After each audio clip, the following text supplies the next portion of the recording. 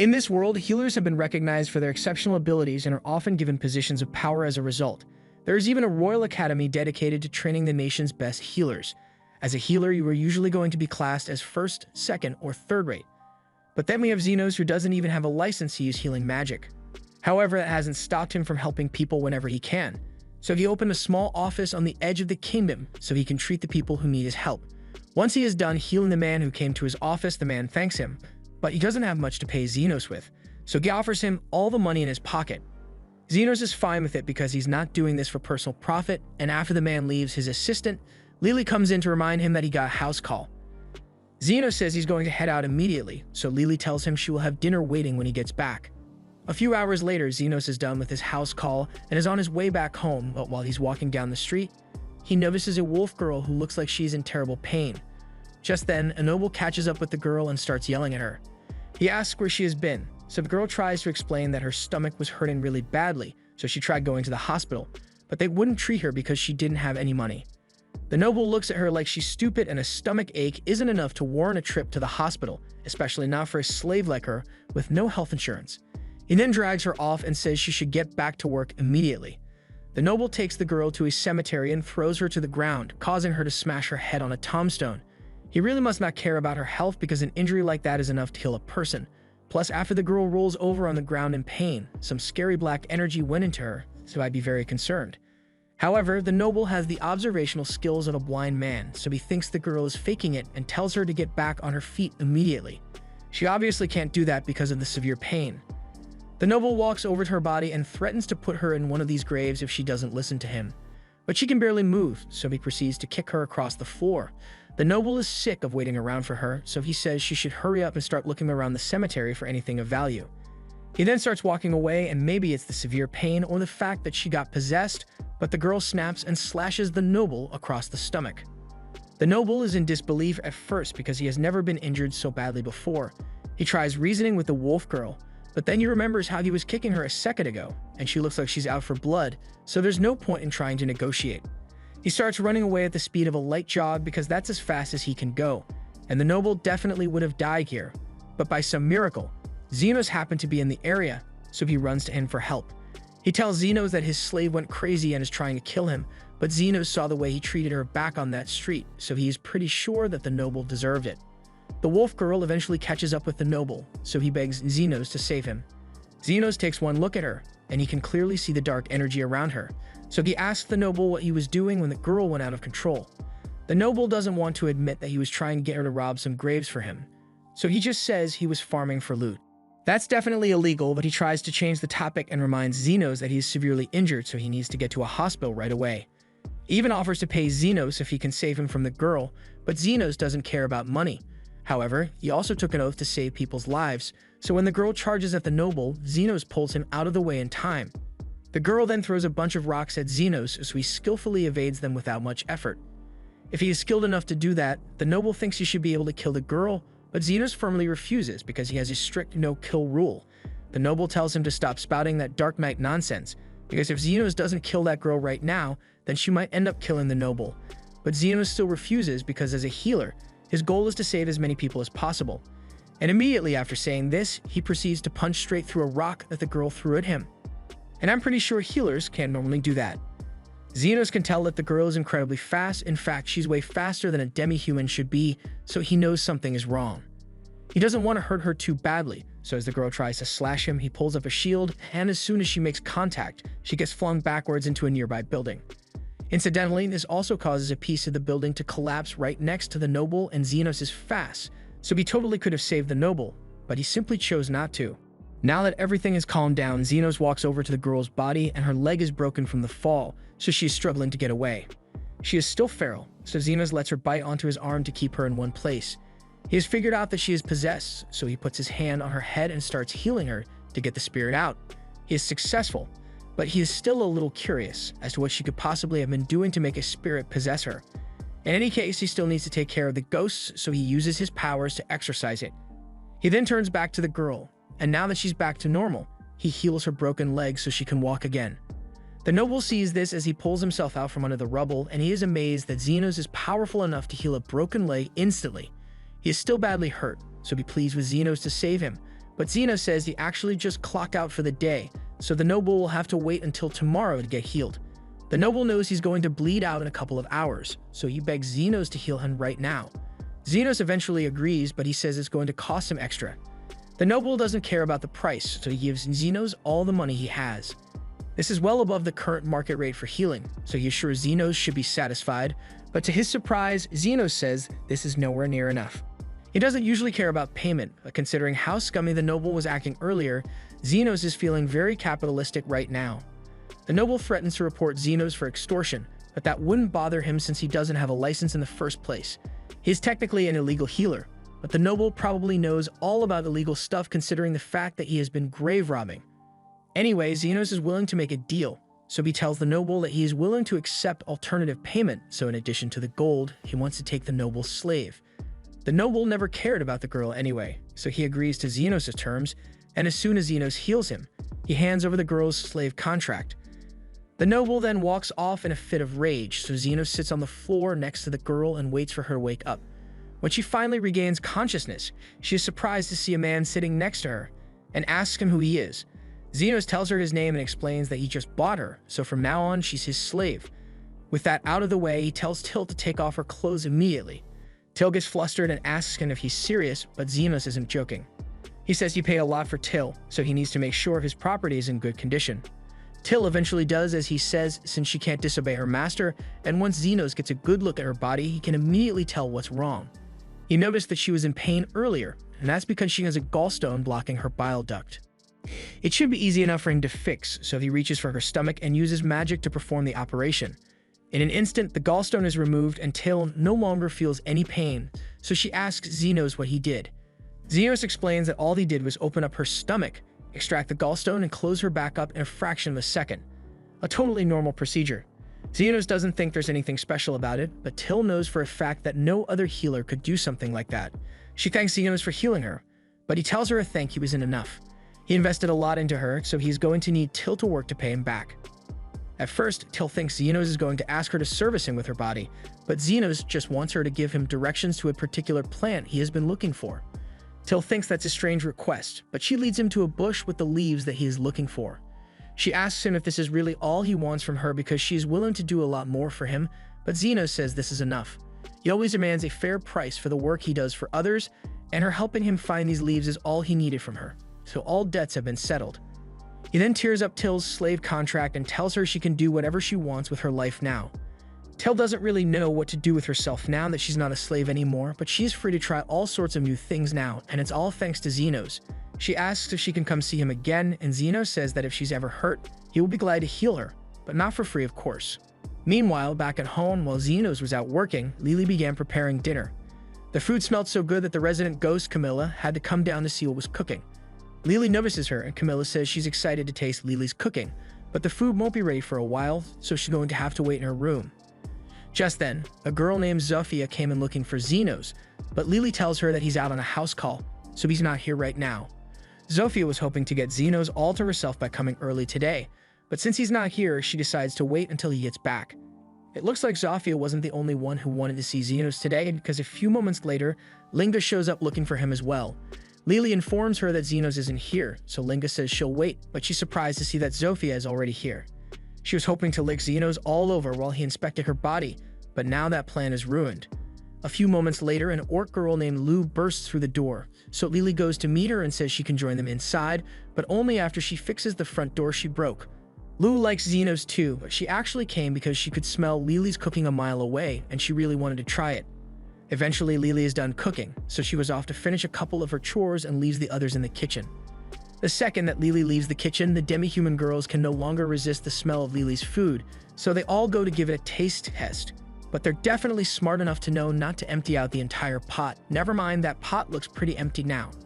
The three are starting to realize how badly they've messed up because Lily is definitely going to be mad once she gets back. A few moments later, Lily returns, and after seeing what has happened, she smiles at the girls and demands that they explain themselves. Later that night, Zenos finally returns home and Lily apologizes because dinner isn't ready like she had promised. There was a bit of a problem with the food, but she already found the solution.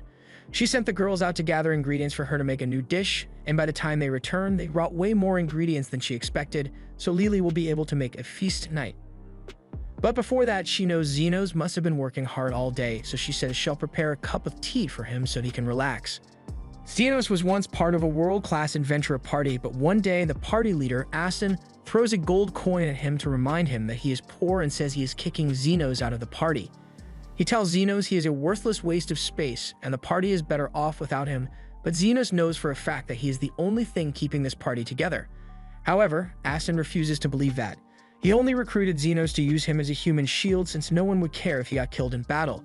But now that their party has become strong, Xenos tries to tell him that the only reason they are strong is because he is there to heal them every time Aston does something stupid. But Aston tells him his shady, self-taught healing skills are worthless, and any other healer could do a better job than him. Meanwhile, out in an alley, two slave traders are trying to hold an elf girl down so they can tie her up to be sold later. The woman warns her partner to be careful not to hurt Lily since elves are really rare, and they can get more money if she's in good condition. The man already has her pinned to the ground, but Lily refuses to go down without a fight, so she kicks him in the balls, and while he is wincing in pain, she starts running away. She probably could have escaped too, but unfortunately, the man had a bow, so he shoots her in the ankle. Lily falls to the ground, and she can't run away anymore, so the man catches up to her. He tries to hold her down again, but Lily bites his hand with the force of 1,000 chihuahuas, so the man has to stab her to get free. Xenos happen to be walking through that alley, and he finds Lily on the floor, bleeding out, and asks the two if they are the ones who did this to her.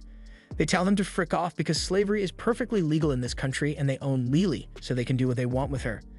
Xenos knows they are right, so he legally can't do anything to help Lily. But then he comes up with an idea and tells them he wants to buy Lily. He offers them the gold coins he got from Aston, and normally they refuse since elf slaves are worth way more than one gold coin, but since she's already bleeding out on the floor, they decide to take the money and leave.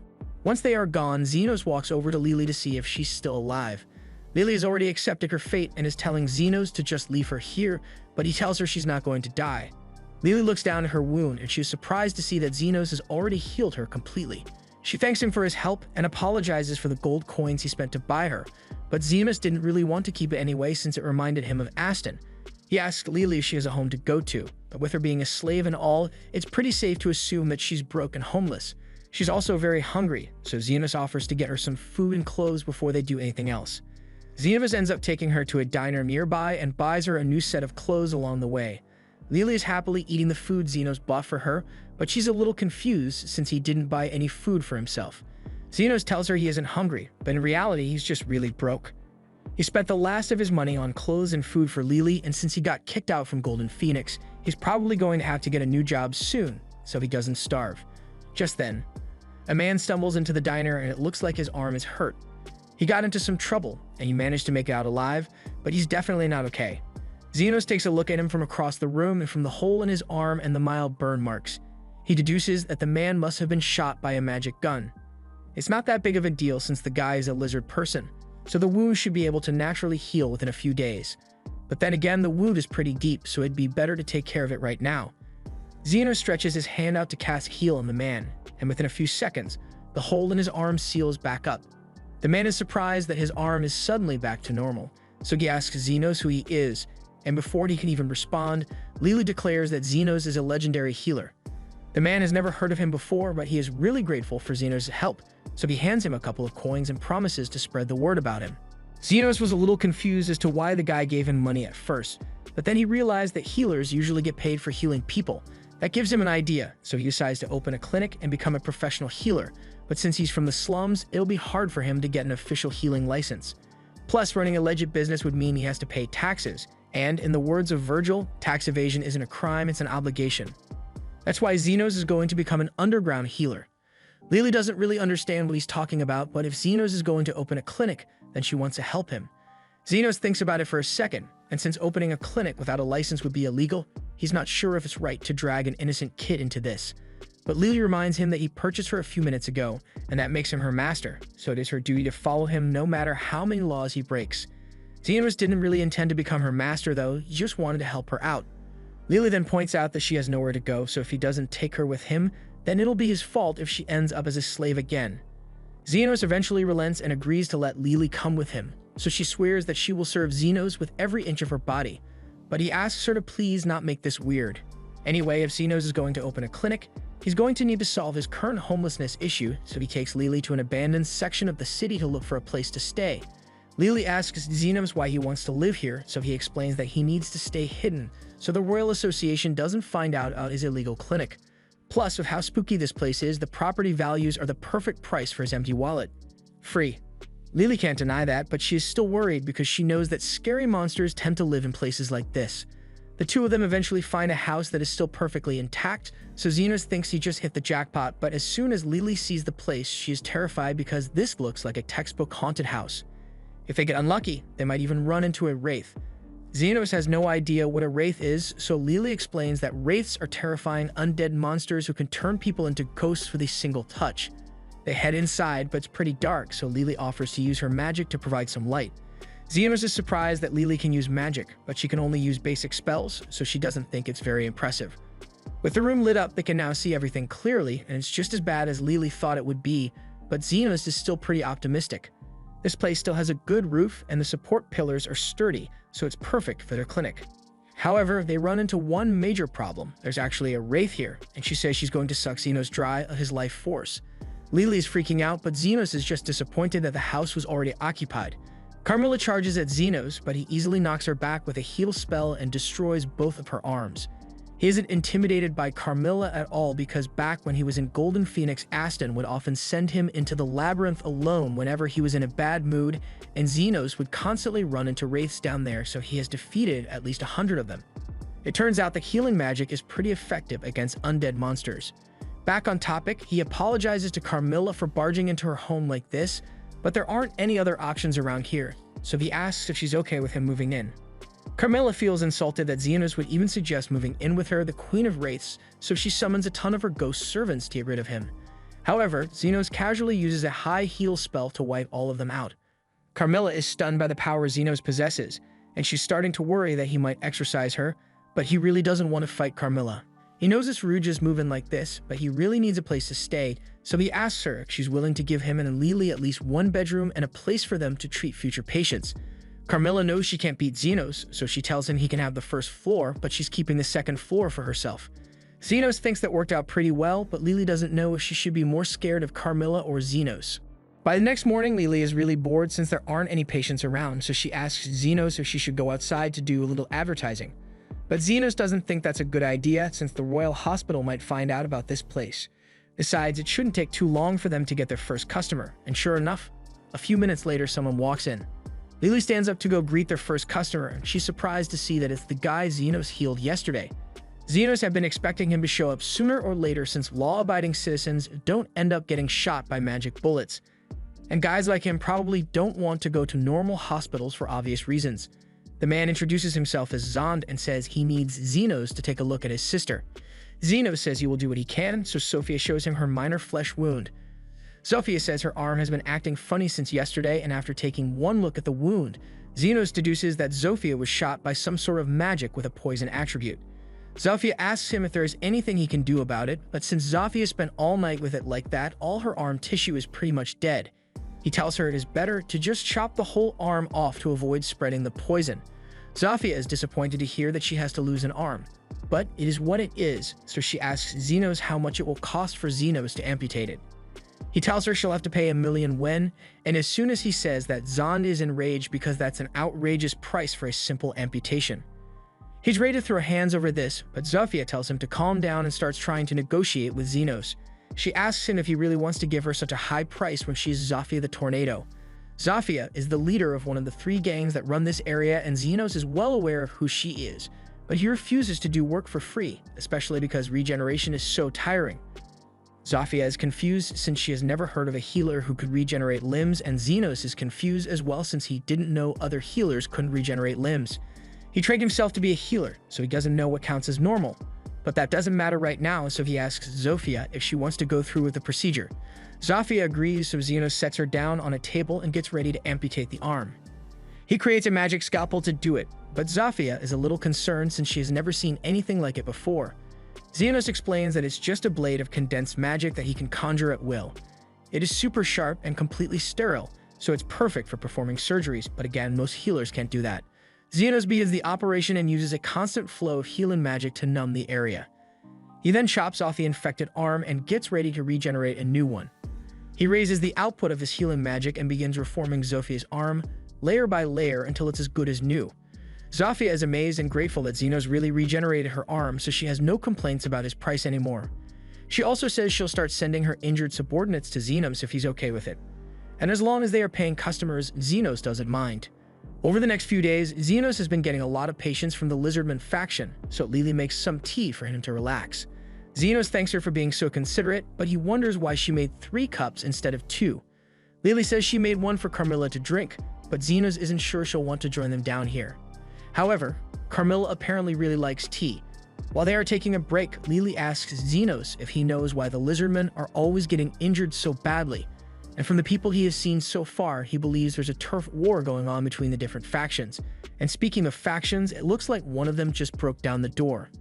A group of werewolves barge into the clinic, and their leader, Linga, declares that she is going to kill Xenos. She has been fighting the Lizardmen for days now, but no matter how many of them she injures, they always keep getting better, so she's going to take out their healer. First of all, Xenos doesn't work for the Lizardman faction, and he would like to avoid violence here. But Linga has already ordered her men to kill Xenos. However, with his defensive magic, nothing they do can even move him, much less deal damage. Linga realizes she can't beat Xenos, so instead, she resorts to destroying the clinic to get rid of him. But that was a dumb idea because this is still Carmilla's house too, so she won't stand for someone destroying it. As soon as Linga and the other werewolves see Carmilla, they are terrified because a wraith is a deadly monster that they could never hope to defeat. Carmilla fully intends to drain them of their life force for what they did, but Xenos asks her to calm down because he doesn't want anyone to die in his clinic. And as long as Linga and her men are willing to fix the damage they caused, he will forgive them. Things were going well for Xenos after he got Linga and the werewolves under control, but one day an orc comes in and says that his boss wants to meet him. Xenos expected this to happen sooner or later since he has already had to deal with 2 of the bosses of the slums. Leah was the boss of the orcs and ogres, and she has made a fortune from excavating magic stones with her brute strength, so she's a big deal around here. On the bright side, after dealing with her, he won't have to worry about anyone messing with his shop anymore, so he decides to just get it over with. But before he leaves, he asks the orc if Lu is the kind of person who could be reasoned with. The orc responds and tells Xenos that she is the most wise and dignified person he will ever meet. Xenos is glad to hear that, but he is curious as to why the orc didn't bring Lu here with him, so the orc explains that she currently can't move. That sounds pretty bad, so Xenos wastes no time and rushes out to see his new patient. The orc leads into a cave and introduces Xenos to Lu. She is glad to finally meet him, but before he does anything, Xenos asks her how she found out about him. Lu explains that the Lizardmen and werewolves have been ranting and raving about the super-secret healer that they aren't supposed to tell anyone about. That kind of defeats the whole point of being an underground healer, but Xenos will have to deal with that later. According to what Lu heard, Xenos will heal any injury as long as he's paid a fair price, so she wants to see how good he really is. Xenos walks up to her and raises his hand, so Lu asks him what he's doing. Xenos explains that he can't see any external injuries on her body, so he is scanning her to see if there's anything wrong with her insides. Lu is surprised to hear that since most healers can't do that, but Xenos thinks it should be standard practice because how would you treat a patient if you can't check for internal injuries? Anyway, once Xenos' scan is done, he identifies a lump in Lu's abdomen, and because there is mana emanating from it, he believes is a mana stone. Lu tells him he is correct, and this particular mana stone is enchanted with explosion magic, so if she moves from this spot, she might blow up. Xenos asks if someone tried to assassinate her by slipping it into her food, but Lu tells him nothing like that happened. She was just really hungry and mistook the stone for a rice ball, so she ate it. Anyone could have made the same mistake. Okay, maybe not, but Xenos doesn't think there's any reason to worry because sooner or later a mana stone will just come out the other end. He gets ready to leave, but Lu tells him it's not that simple. When she ate the stone, she partially chewed it up, so there isn't much time left before it detonates. She has already accepted that she will die because of her mistake, but her only concern is the fact that her men refuse to leave her side. Xenos asks her what she expects him to do, so she explains that she just wanted him to come here so she can donate all her wealth to him. Once she blows up, it will mean the end of the orc empire she built, so she would rather give all her money to someone who will put it to good use than let it fall into the wrong hands. While she was researching Xenos, she found out that while he demands high prices for his healing, he has a rule about treating children for free, so he must be a good person. She throws a key over to him and explains that he can use it to access her treasure vault once she is dead. But Xenos never said he was going to let her die. The fact that she hasn't blown up yet means she must have eaten the mana stone relatively recently, so Xenos summons his scalpel and walks right up to her. Without saying a word, he starts cutting into Lu's stomach, and at first her men try to stop him, but then Xenos holds up the explosive magic stone. In those few seconds, he managed to cut Lu open, retrieve the stone, and heal the incision, so she doesn't have to worry about blowing up anymore. But the Mama Stone is still highly volatile, so for everyone's safety, Xenos puts it in his hands and squeezes until it blows up. That explosion would have been enough to destroy a whole city block, but Xenos protected his hands with defensive magic, so he's perfectly fine, although it still really hurt. He then hands the key back over to Lu and tells her she doesn't need to worry about donating her fortune anymore. She is still having a hard time believing that Xenos really chose to save her instead of just taking her money, but he says he only requires a fair price for his healing, and an entire fortune would have been too much. Lu has decided that she really likes Xenos now, so she tells him that if he ever needs help, all he needs to do is say the word and she will do everything in her power to assist him. She even offers to have her men provide security for his clinic, but Xenos would rather keep his distance because having Lu's men around is bound to cause problems. A few days go by and Lily is sulking by the front desk because Zofia, Linga, and Lu have been visiting the clinic a lot more recently. Now that Xenos thinks about it, he has been seeing them a lot lately, and they never seem to be injured, so he's starting to wonder why they bother coming in the first place. He assumes they are just bored, but Carmilla tells him those women are clearly in love.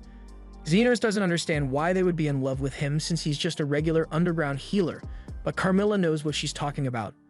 Lily is a little worried that one of them might end up dating Xenos and take all his attention, but Xenos says he would never date any of them because, no offense, but they're a bunch of weirdos. Even so, Carmilla thinks it's only a matter of time before those three wage war on each other to decide who gets to have Xenos. Xenos doesn't think things will ever get that bad, but literally the next day, Zofia comes in with a basket of fruit for Xenos and says she is thinking about waging war on the other factions for an unspecified reason. Linga and Lu do the exact same thing, and no matter how much Xenos protests, they refuse to listen to him. Carmilla finds the whole thing funny and jokes that so many people are going to die because of Xenos' womanizing ways, but he doesn't appreciate the way she's phrasing it. The death battle is set to start by noon today, but he can't just let them kill themselves over him, so he has to do something. Meanwhile, the three have already gathered in the stadium with all their men, and they are about to begin the bloodbath when all of a sudden, Xenos shows up. They all turn to him to see what he's going to say, but he tells them he's not here to stop the fight. He knows they have long-standing grudges against each other, so he's going to let them duke it out with one another until they are satisfied. Since Xenos has given them approval for the battle, all the girls agree to fight with everything they've got, and whoever survives will get to claim Xenos' virginity. Xenos doesn't remember agreeing to that last part, but before he can say anything, the fight has already begun. Zofia makes the first move and tries to cut Linga's head off with her daggers, but Linga manages to dodge in time and backflips away. Meanwhile, Lo jumps in and tries to dropkick Zofia, but Zofia moves out of the way, so a bunch of background characters get hit instead. Zofia and Linga clash again, but before they can land a hit on each other, Lo comes in from the top rope and nearly smashes both of them. Zofia gets pushed into the orc corner of the stadium, so she starts attacking the orcs, and the others start doing the same with the members of the opposing factions. It's a gruesome sight with people getting cut up left and right, but to everyone's shock, even after fighting for 6 hours, not a single person has died yet. Just then, Zofia notices that the wounds on her arms are healing on their own, and Xenos tells them that he's the one behind it. He agreed to let them have their little death battle, but he never agreed to let any of them die, because after all, they are still his patients. Zofia feels kind of stupid for not realizing what Xenos was doing until now, but none of them knew it was possible for a healer to heal so many people at once, let alone do it constantly for over 6 hours. They realize that at this rate, the fight is never going to end, and that's the exact point Xenos was trying to make. Unless they can come to terms with one another, they will never be able to live in peace. But if they feel the need to continue fighting, then he will be right here to heal all of them. And just to be clear, he's going to be charging them for his time. The girls now realize how stupid it was to start a war over nothing, so they all agree to get along with each other going forward. However, they're still going to keep fighting over Xenos. They just promise to keep it non-violent.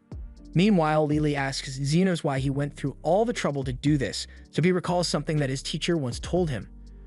A healer is third-rate if they can only heal injuries, second-rate if they can heal the whole body, and first-rate if they can make the world a better place. So while Xenos doesn't think he has what it takes to be a first-rate healer, he still wants to try to make these slums a better place. And besides, if he let all of them die here, he wouldn't have any more patients to treat at his clinic. At least that's what Xenos says, but Lily knows he is just saying that to hide how much he really cares. if the different demi-human factions start getting along and they won't fight anymore, and that would mean Xenos won't get as many patients as before. Yet he still chose to help them anyway. That's part of the reason she likes him so much, and she says this to him directly, but Xenos doesn't really understand what she means. Anyway, it's getting late, so he plans to go collect his payment and head home for the day. Lily is surprised because she thought he was joking when he said he would charge them for the healing he did during the fight, but Xenos was dead serious. Healing that many people is really exhausting, so of course he wants to get paid for it. Meanwhile, over in the capital, the commander of the Royal Knights is meeting with the vice commander, Krishna. She asks the commander if something happened, and he explains that he heard a rumor that says the war between the demi-humans suddenly ended. Krishna is surprised to hear that since the demi-humans have been at war over the slum territory for years, so she finds it hard to believe they suddenly decided to get along. The commander doesn't really believe it either, but if it really is true, then he needs to do something about it. This kingdom has existed with royals and nobility sitting at the top for centuries, and it has stayed that way because all the poor people who are treated unfairly are usually too busy fighting amongst themselves to be a significant threat. However, if they are at peace, then they could form a united front, and then they might start demanding things like universal healthcare, and nobody wants that, right? The rumors say that an individual mediated between the demi-humans to get them to stop fighting, so the commander is putting Krishna in charge of dealing with him. Krishna understands, so she promises to find this individual and arrest him for the heinous crime of bringing peace. Meanwhile, over in Xenos' clinic, he sneezes because people are talking about him, and as soon as this happens, everyone gets worried that he might have a cold. Linga offers to let him use her tail as a blanket, and Lou offers to let him warm his face up between her thick thighs. Xenos tells them it was just a regular sneeze, and he still needs to heal Zofia, so they should quiet down until he is done. Xenos heals Zofia's arm, and she thanks him for his help, but it has been a while since Xenos had to heal her, so he asks how she got hurt. Zofia explains that she was injured while she was working last night. She steals from the corrupt aristocrats and redistributes it to the poor. But when she was sneaking into an aristocrat's house yesterday, she got attacked by the vice commander of the Royal Knights. She's a crazy woman named Krishna, and she'll blast you with magic fire guns on sight if she catches you. Carmilla gets the feeling that getting Krishna's attention would mean a lot of trouble for Xenos, but Xenos doesn't think he needs to worry about it since there's no way a high and mighty vice commander would care about a random underground healer like him. Meanwhile, Krishna is in the slums looking for information about Xenos. She sees all the demi-humans getting along, so she walks up to a lizard man and asks him to tell her who is responsible for ending the war between the demi-humans. The lizard man doesn't know who Krishna is, and he knows that Xenos is trying to keep a low profile, so he says he can't tell her anything. He tries to walk away, but then Krishna pulls out her gun and she says she'll shoot him if he doesn't answer her questions. However, the lizard man is willing to get shot for Xenos' sake, so he tells her to do it already. Just then, Zofia and her brother happen to be passing by, and Krishna isn't prepared to deal with them right now, so she decides to run away. She ends up getting lost in the abandoned part of the city, and by pure chance, she comes across Xenos' clinic, so she steps inside to ask for directions. Xenos is willing to show her how to get back to the main city, but then Lily comes out with some tea, and as soon as Krishna sees Lily's elf ears, she blasts Xenos in the head with her gun. This was the end of episode 3. Subscribe to not miss the next part.